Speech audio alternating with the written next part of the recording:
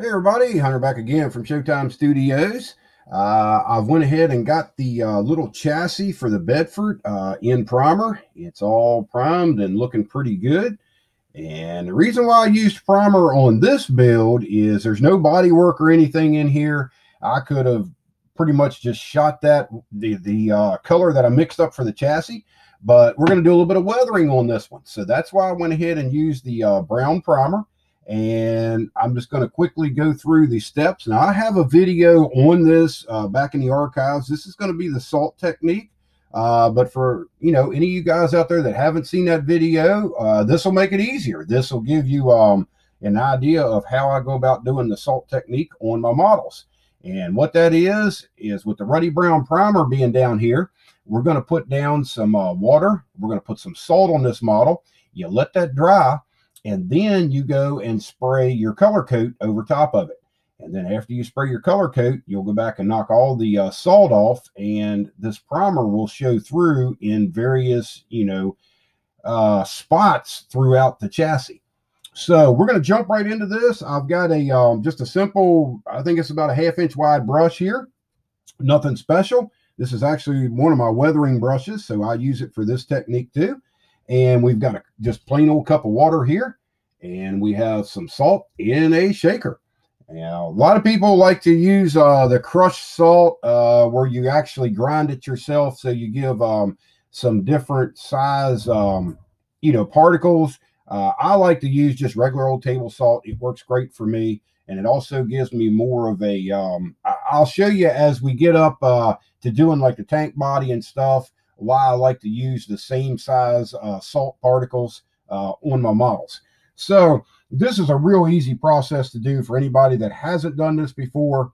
Like I say, we're in primer now. It's dry. So we're going to go ahead and we're going to start wetting down the model. And I started on the underside, and you can start with whichever side you want. I normally start on the underside of my models when I'm doing this technique. And that just it's just something that I do, but you can do it. You can start at the top, you can start on the side, the middle. It doesn't matter where you start. It's all good. So we're going to salt everything, or we're actually going to wetten everything down real good. And you can also be a little bit particular how you put the water on. You can go back, say you want a little bit of chipping right here. You can just put a little bit of water right there in that one area, and then put the salt directly on it, and don't put any over here. You can do something like that. This is one of them techniques that you can just practice with and have fun with it. There's no real, wrong way to do it. And for that matter, there's probably no real right way to do it. It's just putting some moisture down onto the model and going in and sprinkling some salt on it. Like I say, that's pretty much as easy as it gets, really. And I'm going to try to keep everything in here in view while I'm doing this. But I'm getting some water up inside of the frame. You want to keep your surface wet. That's the main thing. So you don't want to go too far. You want to do like the front, or at least that's what I do. I try to do like the front area. I'll do from like these little running boards here forward. And that way I can get everything nice and wet and make sure that our salt sticks where we want it to stick. And I'm doing an overall on this. This is what I call an overall salt technique, where we wet the entire model down, and then we go in with the salt, and where it lands is where it lands. And I think you get a lot more random, appearance to your salt technique when you do it this way, but you can do it whichever way you want to, whatever works for you. And then we're going to put a little bit on the wheels, because we do want the wheels to have some, wear and tear on them. Now, one of the little details I forgot to mention in the last video was I actually went in and put a little slit in here for the actual split rim. The little lock ring that goes on the outside of these wheels. And we'll show you that detail as we go along when we get up closer to getting this thing finished. It'll show up a lot better once we paint it and put a panel line accent color on it. it'll show up real good. Okay, we've got the front part of this wetted down pretty good, so we're going to go ahead and we're going to start dropping the salt on this. And like I say, it's just a matter of taking the salt and letting it sprinkle out of the shaker here. And you can put more in one area or less, or whichever way you want to do it. One thing that I do is I always have a towel down here on the bench, because that way when you're done with this technique, you can go ahead and put the salt, the extra salt that landed down there, you can put it right back in the shaker and use it for the next time that you want to do this technique. So like I say, we're just salting everything down. We're making sure we get it down inside of the frame, and you know, everything that we've got wet right now, we want to get salt on it. So we're looking pretty good there. So next we're going to move on to these points back here. And where you tie in where it was wet before and you've got some salt down on the frame, don't worry about it. You can brush that salt off to make sure you tie everything in and keep it wet. And then you can just add the salt back on and you won't have any issues with that. This is actually a fun technique. This is something I watched Dr. Cranky do this, and I've watched several other people on YouTube do it. And that was back before I ever tried weathering a model. And this is just, it's a very fun technique, very easy technique. And you really get some rewarding results out of it. So like I say, just don't worry about trying to be accurate on stuff unless you want to be. Now, if you just want it weathered a little bit and just a little bit of paint missing, then, you know, you want to go in and just kind of be, you know, dot it like that and put the salt down and you're done. But that's not what we're shooting for on this one. This is an old truck, so, you know, it's going to have some chipping, and especially on this underside here that we're doing, it's definitely going to have a lot of wear and tear because it is an older truck, so that's what we're after. Okay, so we've got that. So now we're going to move on back here to the inside of the rear wheels and the rear end and get that done.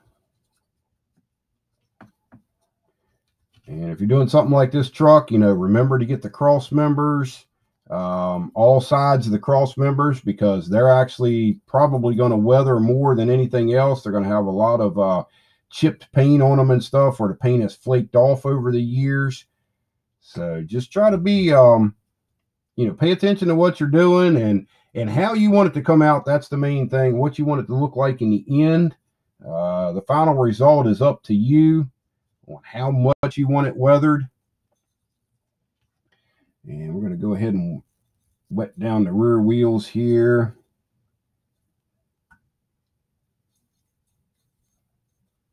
You know, you could skip the wheels if you wanted to. You wouldn't have to put any water down on them or any salt or anything. If you wanted to look like a restored wheel, you could just do the chassis.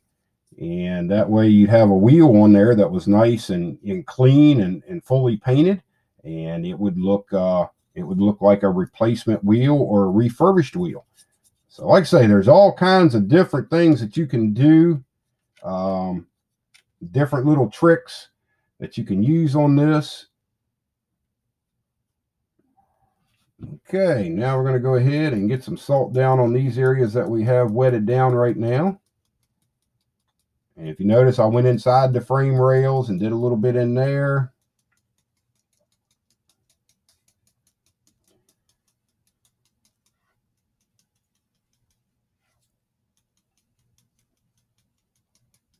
Like I say, I think this is for anybody. There's nothing hard about this.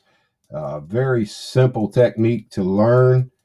And you have so much freedom doing this because you can, you know, like I say, you can do whatever you want to do with it and create the look that you're going for.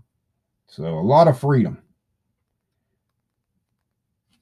And that's what I like about certain steps in modeling, is each individual modeler has the freedom to kind of do what they want and create the look that they're going for. That way you're not exactly like somebody else.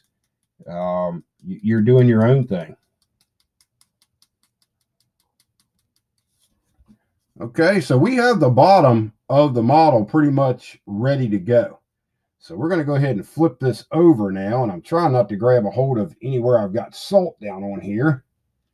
So we're going to flip that over now. Now, the one thing that can happen here is when you do once you've done the bottom like that and you come to the top, what can happen is sometimes the water will wick underneath and rub the salt. It'll actually wash the salt off the bottom. Sometimes you want to be careful on how much water you put on this step when you go to the top. But if it washes some of the salt away, that's fine too. Because another thing that'll happen with salt is it will actually dissolve where it's not a chip. It'll be more of just faded paint is what it will end up being. When the salt dissolves like that, instead of having like just a little tiny chip out of it here and there, it'll be, let me see if I can get some water down on here. Like on that frame rail right there, that salt will cover that whole area right there. And when you spray over it and then knock the salt off, you'll be down to primer on this whole area right through there. So it won't be like a little speck, if that makes any sense. Hopefully I'm explaining this well enough for everybody to be able to feel comfortable with trying this. But like I say, it's nothing to it. And another thing you can also do, and I just did it right there, is once you get a lot down here on your towel, you can pick it up on your brush, and you can go ahead and brush it on too, because the water that's on your brush will make it stick. So you can go ahead and do it like that. That's what I say, there's so much freedom in it. I mean, there's many different ways to do it. No way's right, no way's wrong.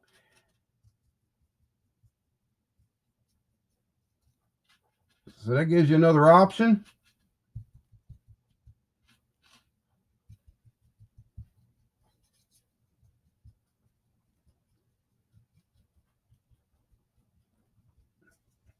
Okay. Now we're going to move forward, put a little bit more up here on the front of the frame rails.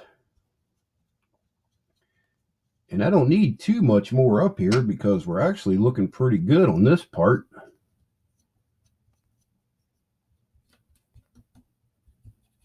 Get some here on the top of the I-beam. And we're just going to go back in and pick up what we got laying here on the cloth. And see, that's one of those areas like right here in front of the brush. I've got a pretty good ball of salt right there. And then I've got little chips, everywhere else. That gives you that random effect. And it comes out pretty neat. Whoever thought this up originally, I don't know who the originator of it is, but that was a brilliant modeler. That's just all there is to it.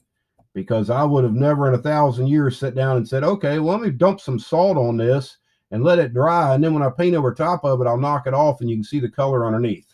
That's just brilliance. Whoever came up with that. So I think we're just about done with this step right now. We are looking pretty good. I'm pretty happy with that. I think that's chipped up and looks good. So there we go. That is all that's involved in the salt technique. And that's what we have. You can see the salt in the various places on the chassis there. And a little bit heavier underneath. And all you want to do now is just let that dry. You can take a hair dryer to this and dry it out. Now, the one neat thing about a hair dryer is when you do go across it, you will notice that the salt will turn very white. And you'll see all that water disappear. And the salt looks like it's just straight out of the shaker and just sitting on the surface. But the water actually makes it adhere to the surface. So once you get all the moisture gone off the model, give it about 10 minutes or so to dry after that. And you can take it right over to the spray booth and start putting some color on it. So that is the salt technique. We're going to let this sit here and dry. We will go over to the spray booth after this dries up. We'll get some color on it. I'll come back and do another update for you guys. So if you have any questions or concerns on this technique, let me know. We'll be more glad to try to help you out.